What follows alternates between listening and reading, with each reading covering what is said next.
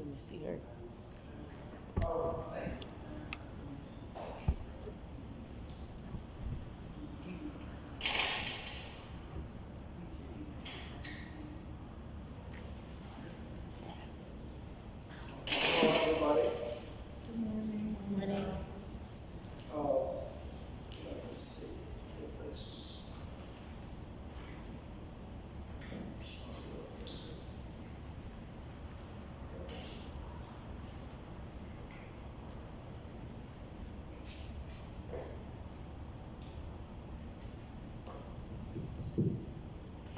Hello, everybody.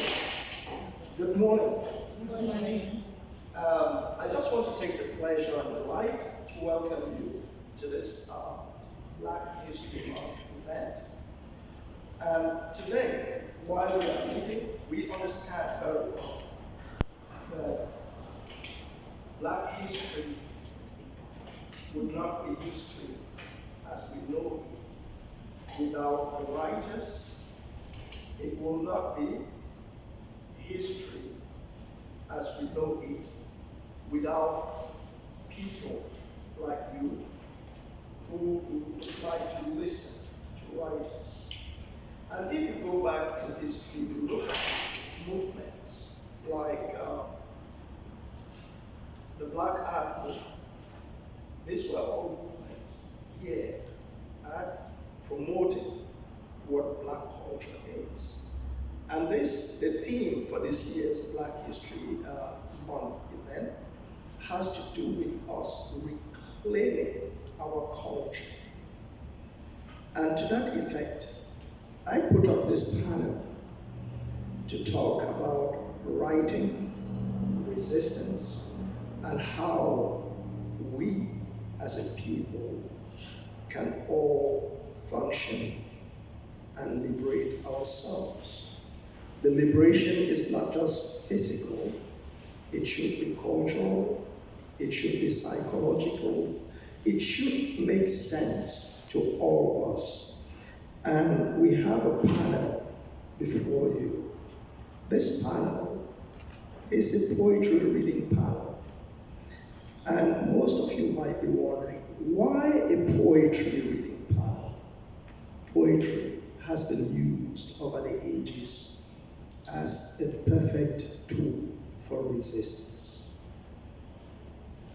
You would not hear of poets like Countee Cullen. You will not hear of poets like Langston Hughes, Claude McKay, who happened to have gone to school here. You will not even hear of writers like Ralph Ellison, who is the celebrated or the most celebrated African American writer who changed the course of American literature. So this morning, what we're going to do is we'll listen to poetry reading from my honorable peer and colleague poet, Brandon Vega. Just a thing or two about Brandon Vega. I'll let him say a word or two about himself before reading his poetry.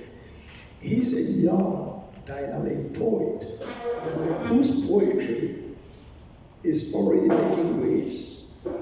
And his book from which he's going to read is one of those books that in the state of Florida has been targeted as a book not to be on the reading list. However, I just want to make it clear that if you hear any book on the banned list or any book that is slated for being banned, then you should understand that that is the book you should be reading. Okay? That is the book you should be reading because it is a book that will free you. So on the panel, we have two discussants, Dr. Crystal Keels from the Southern Poverty Law Center, and my able colleague, Dr. Benjamin Hart Fishkin, who would also be commenting after the reading. We will proceed in this manner. Mr. Brandon Vega would read his poetry, say what he has to say, then I would come up, read poems I've selected for you, and then we would see the floor to the discussants, Dr. Keels and Dr. Fishkin. After the discussions, then we would take questions and answers. So feel free when you listen and listen carefully, and make sure, for those of you who would like to write a short paper for extra credit after, please take your notes. Know that it is very vital for everything you will hear in these readings and the discussions that will follow. I would thank you very much for your presence, and I will hand over the phone to Brandon Vega to introduce himself briefly and read his poems. Thank you.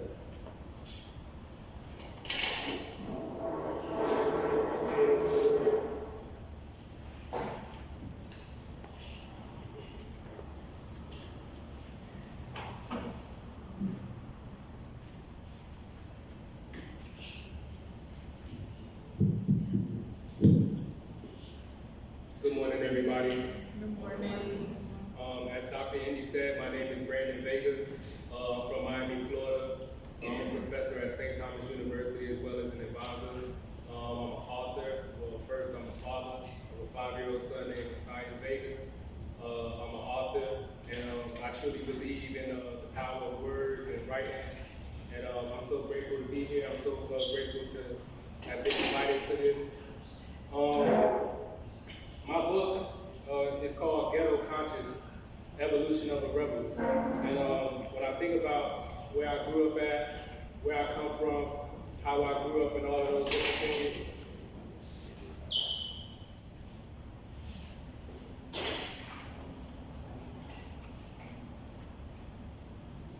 when I think about how I grew up, where I grew up at, and the people that have inspired me and influenced me, that was why I named the title Ghetto Conscious. I'm somebody that doesn't run away from my environment or what I grew up in. I don't believe in the myths that America tells. I don't believe in anything that they say we're supposed to do. So that's just a little bit of who I am. And I'm just going to read a couple pieces. If you all have any questions as we going, feel free to ask. This is the cover of the book. That's the book right there, Ghetto Conscious. As a matter of fact, I'll pass one around as well so you guys can keep passing it through as I'm speaking. Thank you. So this is just the intro of the book, and it goes like this. One can be so accustomed to chaos that when he or she finally arrives into a stable environment, the norm can cause confusion. When the erratic behaviors are no longer deciding factors, they can cause withdrawal and restlessness, becoming unbearable to existence. The seduction of believing the intensity of the jungle equates to the survival of being alive happens in the subconscious mind. It entangles it, leaving the soul longing for a meaningful purpose. The experience of surviving the jungle day in and day out produces heart-pounding excitement and fear. One must seek help because subconsciously one is addicted to chaos. On the brighter side, there are pros to growing up in this jungle. The jungle forces one to develop a desperate sense of hunger required to survive the world, a certain kind of mentality, an eating mentality. Eating is the acronym for exist above the noise. Existing above the noise is not allowing oneself to be discouraged by obstacles or distracted from one's goals during this journey. The jungle replicates the world we live in with all of its noise, distractions, and obstacles. Without that focus in the jungle, one's survival may be in jeopardy. My environment, along with my experiences, shaped me into who I am. Striving to be successful, early in my life, I developed a sense of hunger that derived from a desperation to make it. So I began to search for things to satiate my intellectual hunger. It became imperative that I quench my thirst for knowledge. My ambition innately allowed me to use a gift bestowed upon me. This gift would be basketball. I received a college education during the process. Basketball has been my navigational and motivational tool, which has given me opportunities that have surpassed my imagination. The purpose of this book is to share the power of resiliency, perseverance, and persistence. I want to thank my family, friends, and mentors for continuously encouraging me. Most importantly, I would not be who I am if it were not for the environment of Carol City. In the process of maturing, I have discovered the environmental exposures in advanced education that have led me to growth and mental acuity. Therefore, I wish to share my experiences as lived to majority through my poetry. So in reading that real quick, how did I get here? Writing, reading, education wasn't something that, again, growing up was a primary thing. I grew up wanting to make it to the NBA, make it to the NFL, like most people in our communities do sometimes. And not until I got to college and I tore my ACL, I realized that I got to start, looking at life from a different point of view. As all of you all are in here, college students and things of that nature, you're probably looking at the world a certain way, but, here very soon something may happen that change the trajectory of how you're thinking and transform your mind. And with writing, I kind of also wanted to be a rapper, but I never felt like I had the skill to really rap, so I stayed away from it. And also, I don't believe in faking or lying. So that's why I didn't want to participate in that. But I also wondered, how are people able to learn a song verbatimly, listening to it only 2 or 3 times? You hear a song and you know every single word. You even know words that you don't even know how to enunciate. You don't even know what they mean. You don't know how to spell them, but you know them. So in thinking about this, I understand that we live in a microwave society where everything is instant. Instagram, instant this, instant that, whatever the case may be, we want it to be quick. So understanding that people's attention span is not that long, you can't hold people's attention that long. How do you write a book that's going to captivate people and make them want to read it? So I decided to write in poetry. So I would be inspired by music. People like Tupac Shakur has inspired me, Jay-Z, of course Rick Ross, because I'm from the same area he's from. And a lot of different people, Public Enemy, NWA, the list goes on. I've been inspired. Frankie Beverly and Mays, Teddy Pendergrass, it's a stretch, you know what I'm saying? And I like the fact that, again, being who I am, sometimes we think we're not supposed to be a certain way. But I believe I was placed in the ghetto because God knew I was going to be able to tell the story. I didn't want to participate in the same activities that my friends were participating in. So with that said, into this next piece, it says, embedded in the concrete jungle, I had to survive.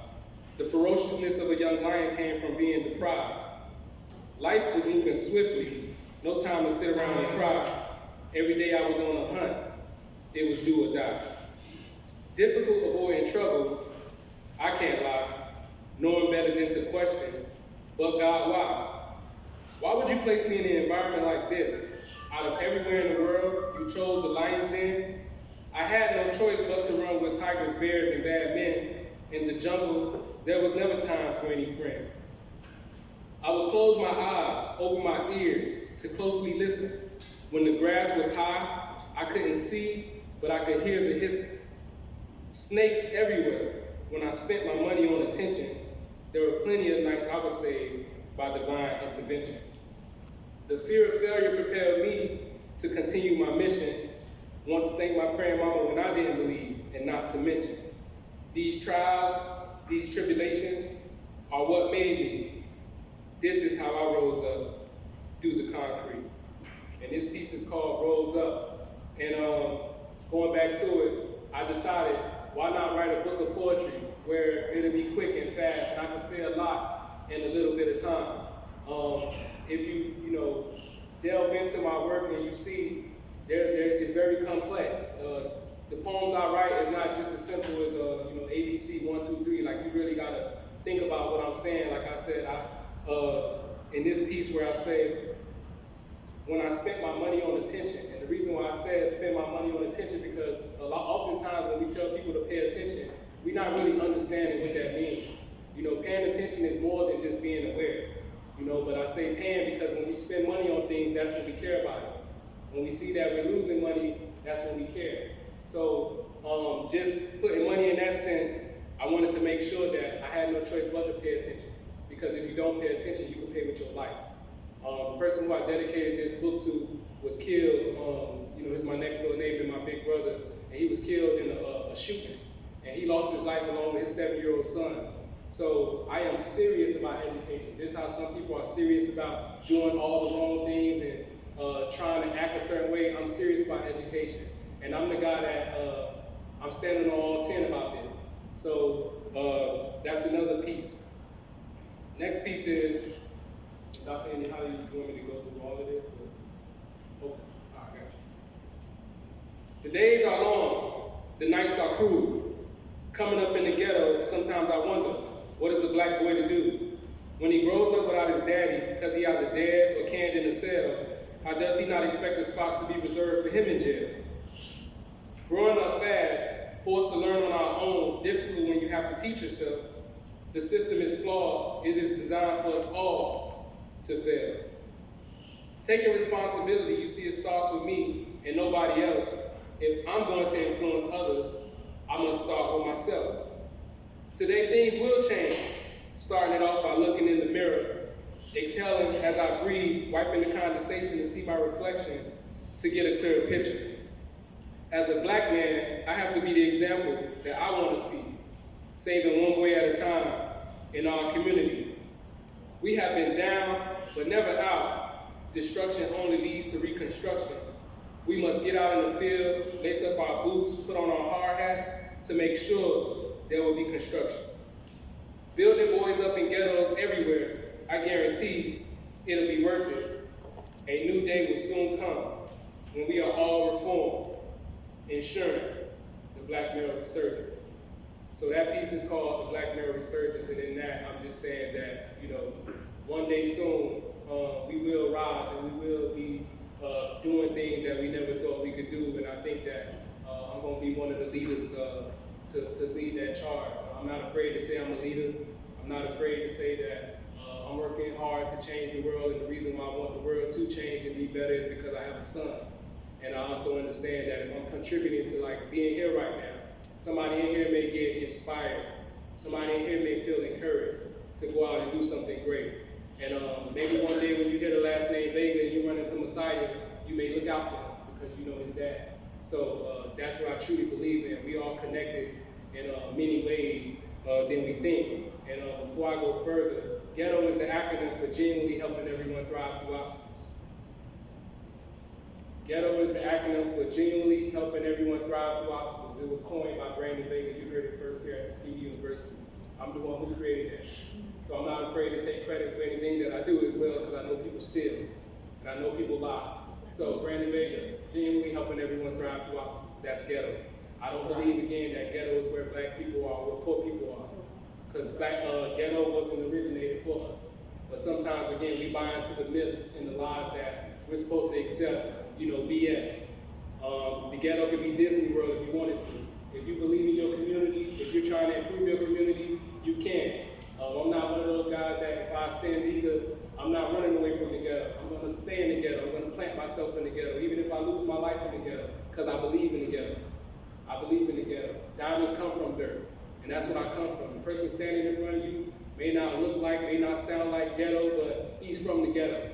So when you think of ghetto, when you see ghetto, I hope you can picture Brandon Vega talking to you, so you can get a different idea for what ghetto means. So my goal and my job is to also change the trajectory of how people are thinking in the ghetto. And I know it's going to be a very, very tall task, because sometimes we don't believe in ourselves. But I believe in me, and I believe in us so much that sometimes you may not have to believe in you. I believe in you. So that's what it is. The ghetto can cut the ambition of one trying to escape its stronghold. The reality of the struggle can cause a resentment, taking up a chunk of the mind's real estate. Expressing oneself through sports, art, or any type of creativity may be the only time freedom is felt. The further away from the light in the tunnel, the more it seems impossible to ever reach freedom. As one continues to put one foot in front of the other, the light that appears at the end begins to become brighter, indicating getting closer to understanding. When one reflects on his or her life, it will show how connected the past and the present truly is. What the caterpillar perceives as the end to the butterfly is just the beginning. Failure or disappointment should never be taken personally. The stigma attached to people that come from environments like where I'm from is a misunderstanding. We are bright. We have talent. We just need an opportunity. We need someone that will help cultivate us into fulfilling our potential. We need someone to care. I avoided the statistics that are attached to so many young black men. I do know I surpassed the age expectancy. I graduated high school. I graduated college, which I may add, I'm the first person in my family to do so. I also know that I have never been incarcerated. But there are questions that often linger in my mind. What if I did not have a father who made sure to discipline me, or who was present in my life, or a mother that did not love me with all her heart? What if I never played basketball? Would I have gone to prison? Would I be dead? Where would I be? My friend Rich was my next door neighbor. He was like a big brother to me. He was murdered along with his 7-year-old son, a pure tragedy. His life could have been mine. Things like this give me remorseful feelings. Oftentimes I have flashbacks of our conversations. It saddens me knowing I will never get to speak with him again. He was one person that I knew for sure that wanted to see me succeed. Moreover, I am thankful for my upbringing. Much of what I have been able to accomplish to this point took sacrifice. But luck and chance also has been on my side. Change took effort. I realized that my ignorance was curable. One thing I could afford to change was my way of thinking, way of acting, and the way I treated others. The opportunity for me to experience life outside of my neighborhood was beneficial in so many ways. And that's the outro to my book, Ghetto Conscious. And in this piece, as I mentioned to you all, talking about, my friend, Rich, he was somebody who inspired me, and I wanted to be just like him. He sold drugs, I'm not, gloating, or I don't promote this or condone this, and he was also a known killer. But to me, he was somebody that kept me from, again, being a statistic, because he saw something in me. He could have easily dragged me down into what he had going on, but he didn't. And even when I didn't believe in myself, he believed in me. So another part of, continuing this mission is to, live his legacy, because I wouldn't be who I am if it wasn't for him. His swag, his confidence, his ambition, his aura, everything about him, I wanted to mimic. So I'm not afraid to say that as well, that I was influenced by somebody who America doesn't deem a model citizen. Because again, it's not about what other people think about you, it's what you think about yourself. So in knowing that now, I understand the importance of carrying this on and pushing the envelope forward. And this next piece that I'm going to read, it's in a book that I'm getting ready to release here soon. It's going to be called Ghetto Conscious, Dancing with the Shadow. And in Ghetto Conscious, Dancing with the Shadow, this book is about going into yourself, going into that dark side and not avoiding, the things that you're afraid of the world, for the world to see. At St. Thomas University, I teach a class called The Art of Storytelling. And in that class, it's not so much about, storytelling, but it's about learning about yourself in order to tell your story. Because a lot of us run from, our insecurities and things of that nature. I like to be vulnerable. I'm a very sensitive person because I care. I don't get caught up in my feelings of, people being able to hurt them. But at the same time, I also understand that while my feelings are valid, I gotta go to the root of why do I feel like this? Because sometimes the way we feel is, you know, is very deep. It's deeper than we'll know. But it is very important that we try to figure it out. That way we show up as our very best selves for not only the world, but the people that love us. The boat arrived at the shore. After the lengthy trip, the captured people harnessed a funk that was unbreathable. Their bodies glistened in sweat. Their eyes burned from the perspiration. Most reflected on all those that were lost during the journey. Some had given in, deciding to hand their lives over to the sea. After years and years back and forth across the transatlantic, stockpiles of black bodies took their proper places. The seabed would eventually become occupied with bodies. Although the pressure of the ocean was intense, it had nothing on the pressure the other brothers and sisters would endure on land. Those of whom had survived the voyage began to be escorted from the bottom of the boat. Shackled in chains, only wearing the skin God gave, each slave was completely clueless, for they had no idea what was about to take place. This piece is called White Line, and I spelled it WhytelYing. White Line. So again, once you get your hands on this piece, if you are interested in my work in the future, you'll figure out why I named it that. Next piece. Let's make a deal. If you want to know what's behind the door, the knob, you must turn. Once you cross that threshold, please know you shall never return. Life is the greatest teacher. Her lessons, I pray you learn. Why do certain things happen? Well, it should be the least of your concern. Nothing will ever be given. Whatever you want must be earned. Right before this test, it's normal if your stomach churns. The ideology of enslavement is a notion you should most definitely spurn. When all you can do is dream about it, then it means that you've yearned to be free. And this piece is called The Door No Return. So the reason why I named this piece The Door No Return, and I say let's make a deal, if you want to know what's behind the door, the knob you must turn, because on the cover of that book, Ghetto Conscious, that you all have, the little boy is sitting in front of a door that's cracked slightly open. And I don't know about you all, but I know growing up, leaving the door open was a no-no. Flies, roaches, rats, whatever, ants, anything could get inside the house. So it's like, why is this little boy sitting in front of a door in an environment that looks unfavorable reading a book? Because how often can you drive through a ghetto or urban environment where it doesn't look the best and see somebody sitting outside reading? The chances of seeing that is probably none. So again, in putting this, cover together, we just want you to think. We want you to wonder why, and then we want you to ask yourself, why is the door open? Why is it slightly cracked open? And what's behind that door? Whereas you see the boy reading the book is open. The knowledge and information that he, gets out of that book is what's going to get him in that door. Because a lot of times in life, we can get inside of the room, but if we don't know how to conduct ourselves in that room, we'll get sent out. So the knowledge and information that we have is going to keep us in this room, is going to take us further. So again, let's make a deal. If you want to know what's behind the door, the knob you must turn is for the second book.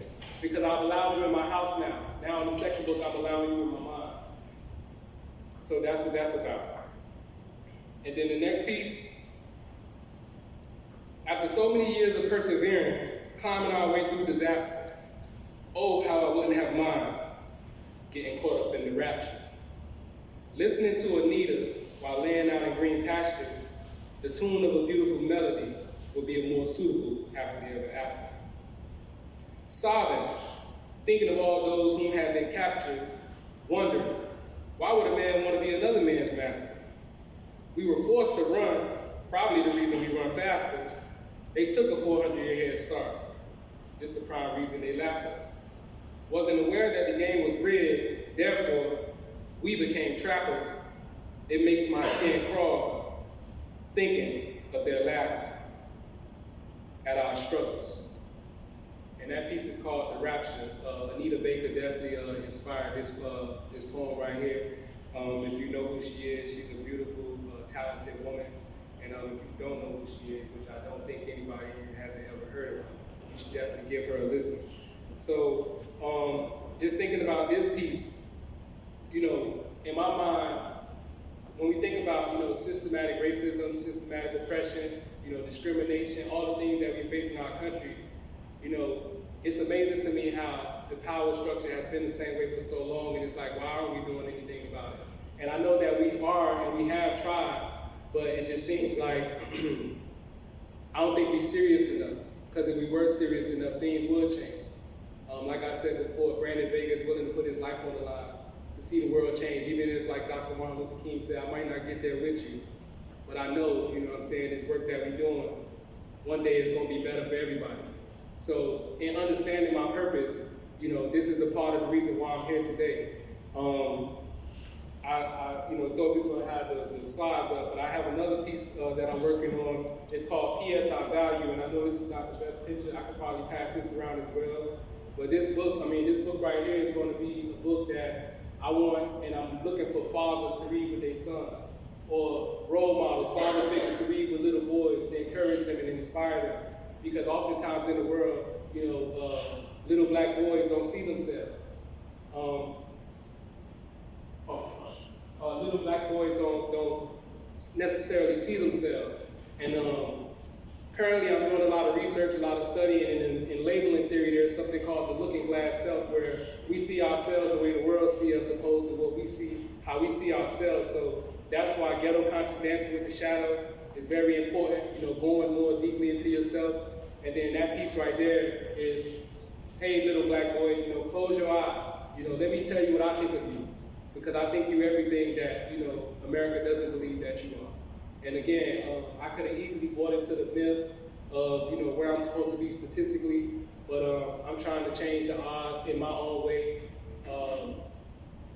I'm inspired, I'm encouraged, and through these pieces, through this art, you know, I hope you guys can feel it, can see it, that I mean business. P.S. I value is intentional about representation, which is illustrated on the cover. Positive affirmation is vitally important for black boys. This book will serve as a reminder that black boys are valued. They are loved. P.S. I value you is a postscript to the poem Black Mirror Resurgence, the piece that I read where I say the days are long, the nights are cruel, coming up in the ghetto. Sometimes I wonder, what is a black boy to do? So if you don't have any guidance, if you don't have any father figure, if you don't have any role model, you probably will succumb to the pressure if you can't think for yourself. A lot of people that I grew up with, you know, are currently incarcerated. A lot of people that I grew up with, I don't know where they at. Some people that I grew up with are dead, right? And I'm not that old. I got a friend who, you know, he should be coming home, you know, before this year's over. He's been in prison since I was 16 years old. He's been in prison for over 15 years. And I can't wait to see him because I really want to have a great conversation with him. Because again, I don't judge anybody that's incarcerated or that makes the wrong decisions. I understand that. We don't know. We don't know. So after I speak today and after Dr. Ndi speaks and after you guys hear this panel, I hope everybody walks out of here with an open mind and a better understanding. So we shouldn't judge people just because of their circumstances or the situations they find themselves in. Because I'm not perfect just because I'm standing up here. You know what I'm saying? I want to be as ghetto as anybody else. But I also understand that, you know, to move the needle forward, you know, we gotta do what we gotta do to, you know, change the mindsets. I spend most of my time around my peers that I grew up with. It doesn't matter how high God takes me. I know where I belong and I know where I'm from. I'm never gonna forget that. So again, that's why I didn't become a rapper or any of these other things, because all this stuff is fake. And we won't tell people that. We won't tell young kids that. I'm trying to sell 1 million Ghetto Conscious books. I'm trying to sell 1 million Ghetto Conscious books. That way I can go to every ghetto and every pocket of America and brag about selling 1 million books. That's what I want to do. I want people to read more. I want people to enlighten themselves. I want people to educate themselves. Because we also see that we live in a system that you're not going to get the education in school. They're not going to give you what you're looking for. Until you probably get to college and you meet certain professors and things of that nature. But as you're going through the system of K-12, you're not going to get everything you're looking for. There are things that I'm just learning, you know, now that I'm wondering why I didn't learn this in high school. So I don't know how much time I have left, but okay. Well, I could wrap up, and what I'll wrap up with is this. In my book, Ghetto Conscious, and all my books is going to end with this. I started a nonprofit called the Eaton Project. Eaton is the acronym for Exist Above the Noise, as I mentioned in one of my readings. Existing above the noise is not getting distracted or deterred from your goals in life. And the pledge for Eaton is, I will discover my purpose in life. In order to fulfill my purpose, I will embrace all pressure and challenges along the journey. I will achieve the goals I set out to accomplish.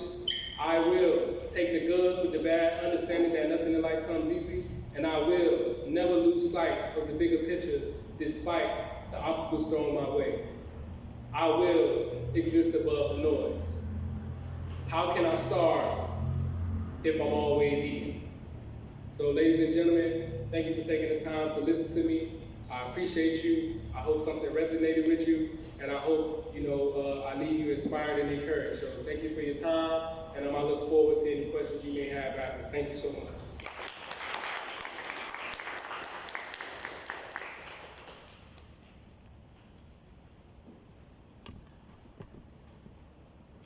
Thank you, Brandon. I think TU could clap a lot louder than that. Please.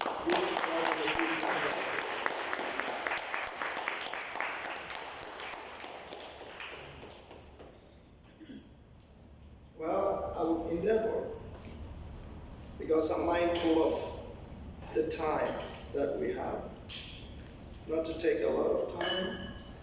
However, I have slated a number of poems to read for you guys.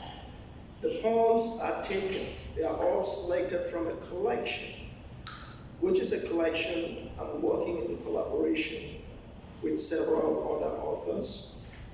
And the collection is entitled, Love Letters to Our Black Brothers and Sisters. I know those of you, my students, you are my nieces and my nephews, you are all cousins, okay? So, as an African, as a black man, the concept of cousinhood does not exist. It is brotherhood or sisterhood. If you are my family member, you are my brother, a man, and if you are a woman, you are my sister. So you are all brothers and sisters. However, I'm going to start the reading of my poem with a poem. I want you to take note of the date I wrote the poem. I wrote this poem between the 6th and 7th of November 2008. And I think you know what was significant in this nation in November of 2008. You might not remember, that's the month Barack Obama was elected president. But that same month, or when every Democratic candidate had declared their intentions to be a candidate, Barack Obama was the very last person to declare his intentions to run as a candidate. At the time, I taught at Deakin University in Australia, in the School of Journalism. And I was interested in things that happened in the news. And I had just finished teaching a course on a documentary titled Outfoxed. Most of you might know of Rupert Murdoch. At the time, Rupert Murdoch controlled 90% of the world's media. And when Obama announced that he was going to run for presidency, a journalist reached out to Murdoch and questioned Murdoch. Now that we have all the Democratic candidates, who do you think would win the elections? Guess what he said? Obama, of course. And when they asked him, why do you say Obama and why of course? This poem is about Murdoch treating the strongest, the most powerful person on earth. I would But let the poem tell you what Murdoch thought of Obama as president. The poem I'm reading is titled Newspaper Vendor. And it reads simply, poor little black boy in that White House that sat and did make moguls sad when papers he didn't sell, and he was sent to hell. But after 8 years of loyalty, time for your responsibility, as ye defended civil rights, when their world did put up mad fights to have us peddle in the back streets, what they thought us good for in the sheets of the newspapers, they would resell today. Just as we would through you, our voice had a say. Poor little black. Don't mind being vendor. Just be who you are. Let know your way by. You have led the way. We won't try to stray. For their thorns you have turned quick as tides to return. The lame dog, we were close. They had us where history not wants to hear. Overwhelmed with big fear to have to be in those shoes, rightfully paying their dues. For when we were brought there, they sold and bought us at will. And we had none, which has since changed the deep down. And you at the helm now sit, with our hearts desire, hit with a gentle touch, shining light like touch, for a cruise on this trail. Parents' hopes never fail. The sweat and blood they had bled, dreaming for us a buttered bread, as communion for their pain that has freed us from their strain. That's the end. And the next poem I'll read quickly is just titled Belligerent Colors. And belligerent colors, as the title insinuates, we talk of conflicting colors. But I just want most of you to understand that when they talk of colors, right? Most of you, how many people believe black is a color? Let me see by a show of hands. What's the question? How many people believe black is a color? Indicate by a show of hands. Don't shy away. Is black a color? All right, put down your hands. How many people believe white is a color? All right, put down your hands. You all got it wrong if you believe black and white are colors. In painting, right, white is the absence of everything color. And in painting, black is the combination of everything color. So black cannot be color, white cannot be color.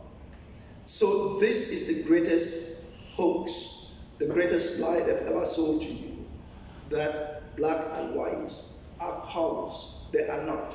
The science of colors, which is painting, does not recognize black as a color and does not recognize white as a color. So if we create or live in this fantasy world, which has plagued our society, where we divide the society in terms of the skin tone between black and white, that is why I called this poem Belligerent Colors, which means colors that are fighting, that are at war, right?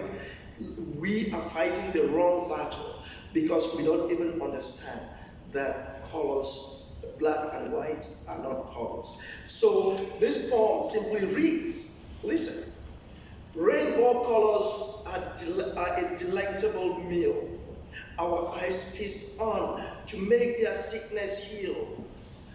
Whereas men, our hues and shades, we mistake and make of contention so great a state, and see in color depletion, colorlessness, and in a blend of colors, one for spitefulness, dressed for foot trampling, and stored away behind bars, soul searching, which to find opens a door to enter and face a terrorizing pink panther.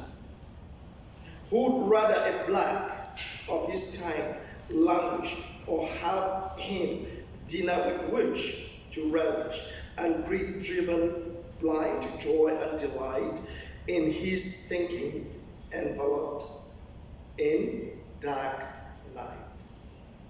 And I move on to the next piece, which is Seeds of Bloom. Seeds of Bloom. And Seeds of Bloom simply reads, get that glass in you, and it will dance, dance, and tell you to welcome Bacchus and trance, driven foolish to thoughts and fears on stage, with no need to point at drunken plumage in flight to worlds with endless glow of fire, and filled with voices from a bankrupt wife, singing the world to a river of doom, in which flowers of melancholy bloom. I choose to stay away from such a choice, and perceive no voice make any such noise, and anywhere near my silken kindred, and upon this soft heart breathe dreadful dread. Choice I'll not choose, mine is with smile full, which to empty one must be a fool. One must a fool be fool. So, let me know what time we have. Okay, thank you. I'll read a few more pieces. And this, listen carefully, this piece, I'm interested in this piece because it talks about our black. Our black. Remember, we live in a world which considers everything black, dangerous, bad. From my travel experiences, I've traveled extensively. I don't need to stand here repeating all of Europe, most of Africa, Australia, almost all of North America, US and Canada. I have been to all these places. And guess what? I have known what a black man faces as a challenge when he's navigating this world. And I want you to open your ears very carefully, because the poem, Our Black, reads, we came by our black, not by doing crack, but through the artist, hailed pianist, in symphonies, decrying phonies, parading around and stomping our ground with their proposal to make us vassals. Vassals we refuse to be, but would muse what in their bonnet intones a sonnet.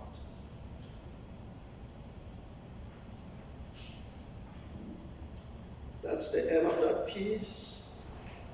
Let me give you another piece, one or two other short pieces. This other one is free from debt. Debt and dirty, because people feel blackness is synonymous to ugly, to dirty. But I tell you in this poem, I'm a black man and have chosen to be cool. I bend and break their rules created for their school. And on them I stood, not because I'm a fool, far from loving school, whom I have loved since birth, and with whom I keep a record, free from dirt, and filled, and would not with them flirt till my death. When I came to this world, they claimed it was theirs, and had on me their shameless woes, that with tears loved me, and their hope I would be wrapped in fears, which I have braved and overcome, without sword, around which they frame their might, unlike my word, birthed to shield me from their seed of this. One I'll not let impair my mortal man, for I've always had to be cool in their drama, the end.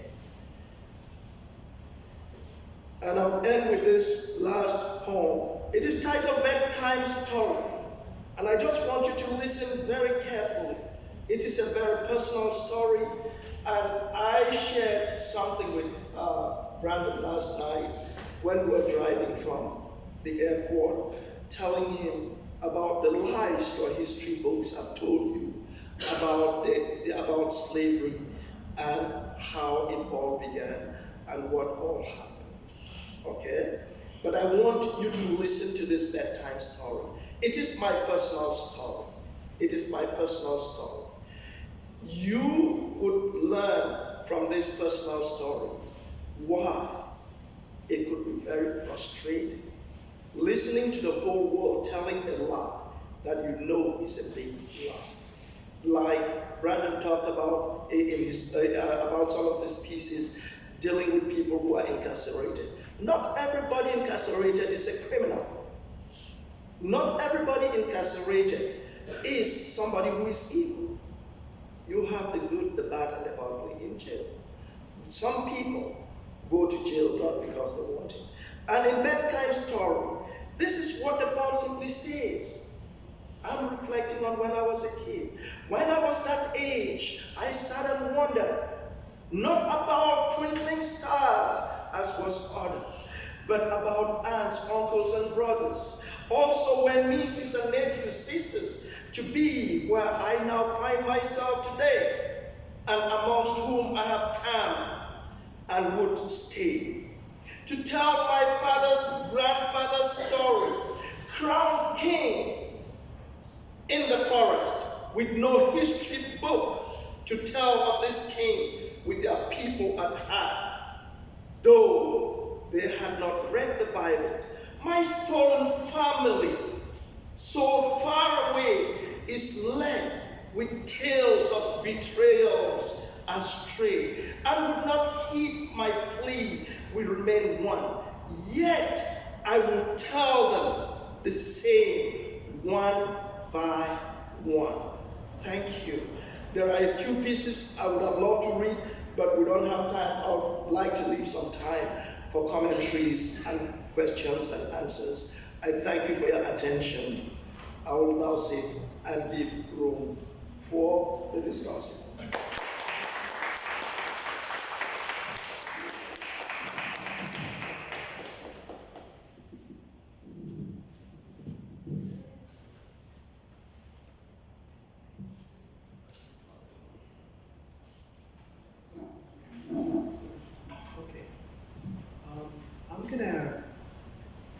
Point out or ask a couple of questions of our two poets, and we're so blessed to have them, and this is such a wonderful opportunity to, for most of us to break or change our schedule, so we can hear them. These people. Okay. I'm going to mention something to both of our poets, and both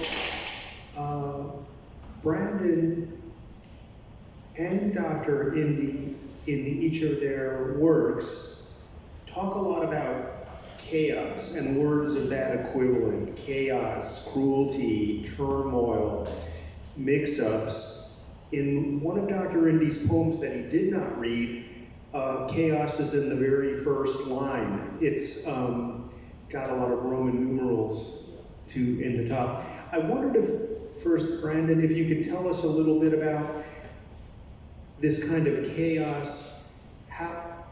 We all know the world can be chaotic, but how difficult is it to overcome, and how ever-present is it? Thank you, Dr. Fishkin, for your question. Chaos, I guess it depends on, how you interpret it. Chaos is different for all of us, and depending on where you come from and how you were raised, you experience things in a certain way. So chaos for me would be, things that's violent, shootings, altercations, conflict. I have a piece in the book that starts, conflict resolution had not been taught in our institution. The way we learned to solve problems was by scrapping it out of our shooting. So we don't know how to talk to each other, because once we get mad with each other, we want to show each other who's, the man and stuff like that, and then that in turn, causes chaos. So that's just a small, nugget of it. Keep the microphone for a moment. When you say exist above the noise, is the noise chaos? Is that a synonym for it? Yeah, so when I say exist above the noise, like I said, eating derives from the ghetto. Like I got that mindset from, growing up, because eating meant getting money. Everybody where I was from was always talking about getting money. So when you was getting money, you was talking about you was eating. So existing above the noise is existing above the chaos, not getting caught up in the fray and not doing or participating in the things that your peers are doing, which can be very hard, because oftentimes we have people that, pull us down. So the crab in the bucket mentality is definitely a thing. Thank you. I often, for many years ago, know that phrase, above the fray, and I look at that as a synonym for exist above the noise. Dr. Ndi, would you like to say something about chaos? Well, thank you very much, Dr. Fishkin, and thank you for pointing out this poem that I didn't have the time to read, but maybe I'll just throw it out there for the audience to know what the poem reads.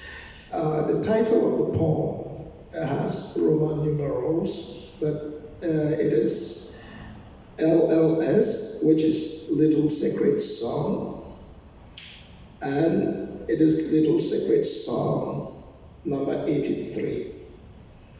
This is a collection of poems that was published, I think, 2019.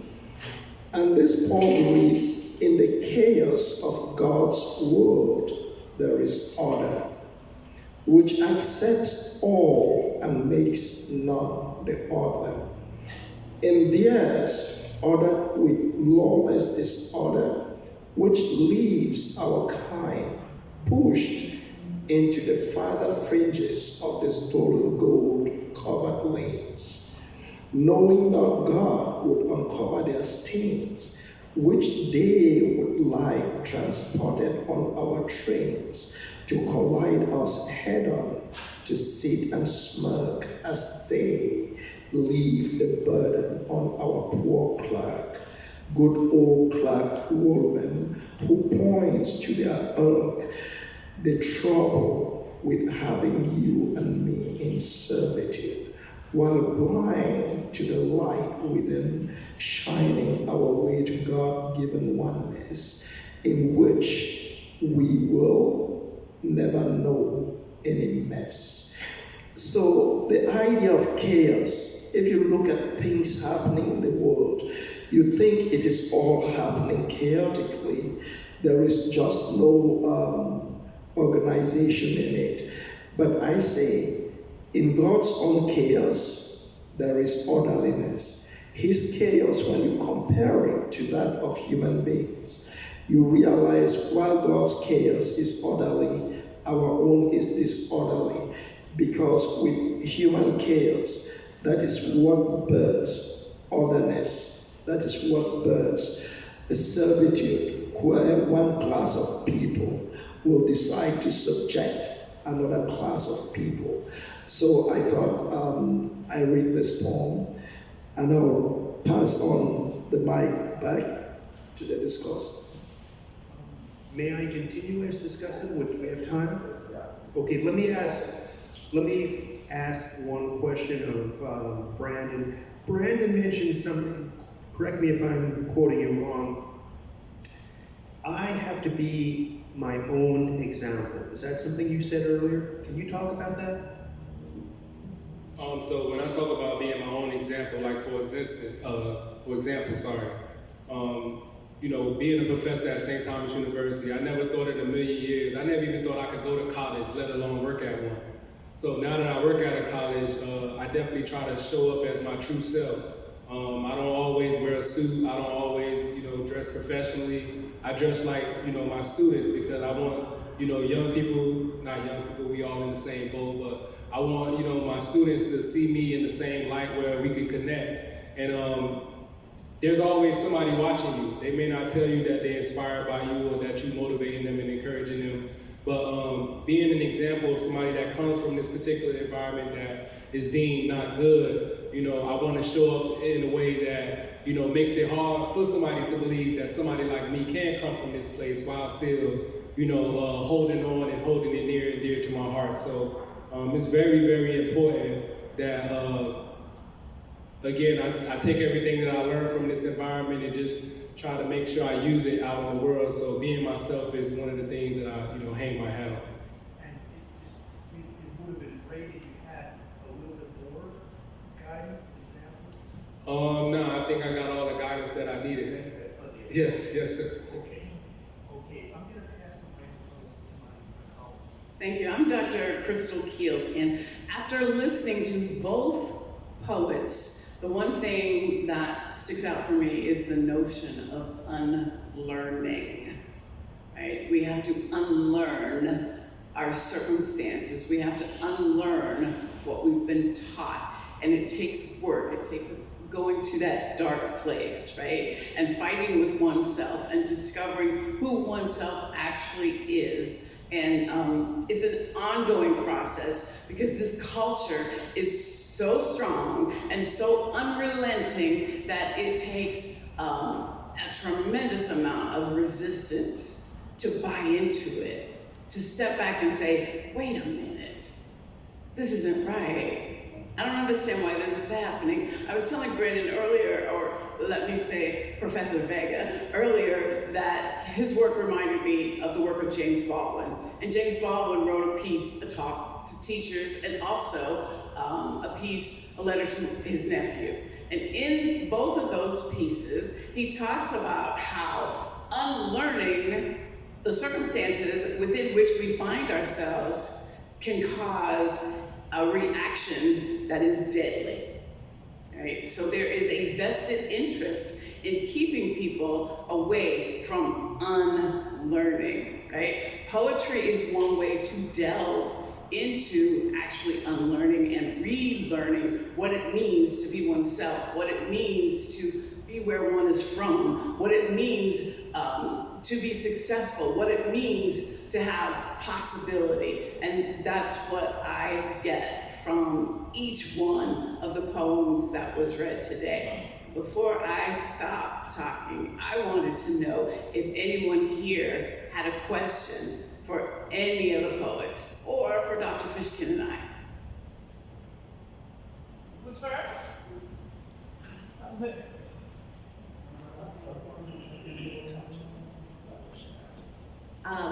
just like to say that I thought both presentations were awesome, and thank you very much. And I wanted to tell Dr. Professor Vega, yes, just how much your work spoke to me, and for not only people, African Americans, but for people in poverty as well. And I was just wondering if you had ever considered using your poetry as lyrics or in song in some sort of way, or would consider that if you had that opportunity. Now let's take the questions and then, just Hello, my name is Micaiah Coleman. I just want to say I really enjoy your personality and your aura. Professor Vega. I like how you said you stay 10 toes down for what you believe in it. And if given a chance, I would love to get a copy of your book just to share with my friends and read it for myself, of course. And my question is, when you heard the news that your book was one of the books that got banned in Florida, how did that make you feel? Did it make you feel like you need to go harder, push harder for what you believe in and your people? Or like, what was your reaction to that? Thank you for that question, for those questions. Professor Vega. Thank you. So first off, thank you both for your questions. I greatly appreciate it. And I'm going to say this again. It's been an honor and a pleasure because as I've been talking to Dr. Ndi for a good while now, it's I've been trying to get here because I understand the history and the prestige of Tuskegee University. So as far as the lyrics is concerned, I do have an audio book that I haven't been able to release to the public yet. But as far as like songs and lyrics and stuff like that, I have thought about it. What's being passed around to you guys right now, just my work and what I do. Feel free to forward it. Also, I want to say this: if you're on social media, just to keep up with what I'm doing on Instagram, my tag is Vega Brandon _. My last name first name second _, and my website, if you are interested in my book, is www.brandonvega.org. You cannot find Ghetto Conscious on Amazon. Amazon did not help me write it, so they're not getting no percentage of my book. So to answer your question, when I found out that my book was one of the books that was targeted, it made me smile and it made me feel like I did a good job. Because if I didn't write the book the way I wrote it, then that means that it wouldn't have been something that was a threat. And my job and what I'm looking to do, part of my purpose in life is I'm working very hard to, be like the people that came before me and, getting on the CIA and the FBI list because I'm doing great work and I'm trying to get people to rise up and, do things in the community that haven't been done before. So I take my work very, very serious, and as I have a mentor and a sensei like Dr. Ndi, just listening to him today, it inspired me to want to write more and want to go deeper into what I'm looking to say and what I'm looking to tell because, again, I understand what I'm good at. And as far as the lyrics are concerned, when I started, I said that I always wanted to be a rapper, but I felt like I didn't have the skill and I wasn't willing to lie and act like something that I wasn't, so I got rid of that career. But I am looking to do audio books and stuff like that. And the P.S. I value you. I have something really, really fantastic in the works for that. It's going to be like a little kind of mini movie type of thing for that book. And then also, again, going back to it, just if we're not being banned, then that means we're not doing anything. So we all must keep, pushing the envelope forward, and that's what it is. So thank you guys for your questions. I appreciate it. I have one more comment. I mentioned James Baldwin, and this is Ghetto Conscious. Professor Vega's concerned about his son's future. We're talking about black men.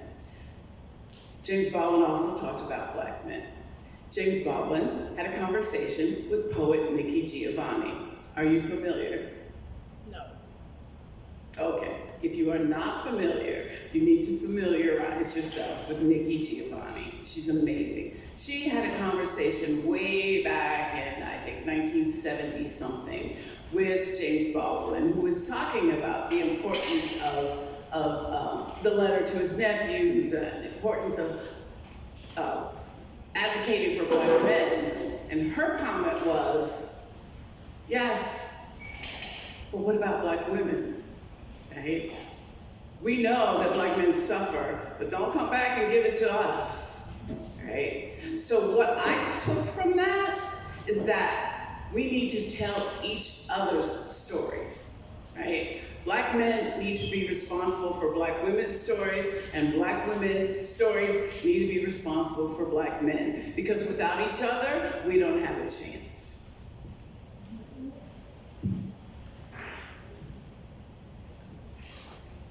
Well, Thank you all. Let me see, it is 10:16. And I would like maybe Professor Vegas to give us any closing remarks. But before I give him the floor to give us a closing remark, I would like to invite you. You see the poems I read, some of them would be analyzed by students, not the ones I read. I was very intentional not to read a poem that the students would analyze, because some of my students have studied those poems and they have a lot of fantastic and wonderful things to say. That session will be at 2:30. Immediately after this session, we have a session which is going to be downstairs on a play called Gods in the Ivory Towers.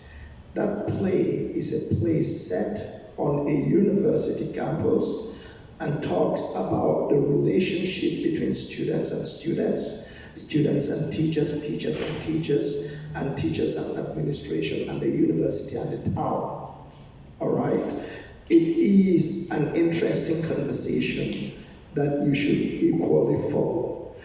I would like to thank you for coming, and we would listen to Professor Vega give us any closing remarks. And Ms. Coleman, I promise you a copy of Ghetto Conscious. You will have it before you leave this hall, okay? Thank you. Thank you, Dr. Ndi.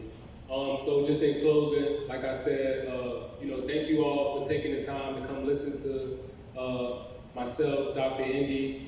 I'm very grateful. I never take this for granted because, again, I know you guys could be somewhere else. You don't have to be here, listening or, asking questions or anything like that. Before I finish, does anybody else have a question that they may want to ask Dr. Ndi or myself?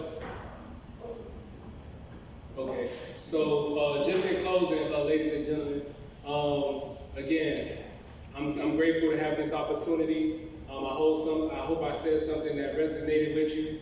And lastly, I'll close with this piece that I have, and it goes like this. Don't get down on yourself when it seems like everyone else is winning. Remember, in baseball, there are 9 innings. Being down in the beginning doesn't mean you finished. You can get back in the game if you stay focused and handle your business. Worry about getting on base rather than hitting home runs. Remember, the game was never won, the inning won. And that piece is called Long Game. So ladies and gentlemen, it doesn't matter where you're at right now.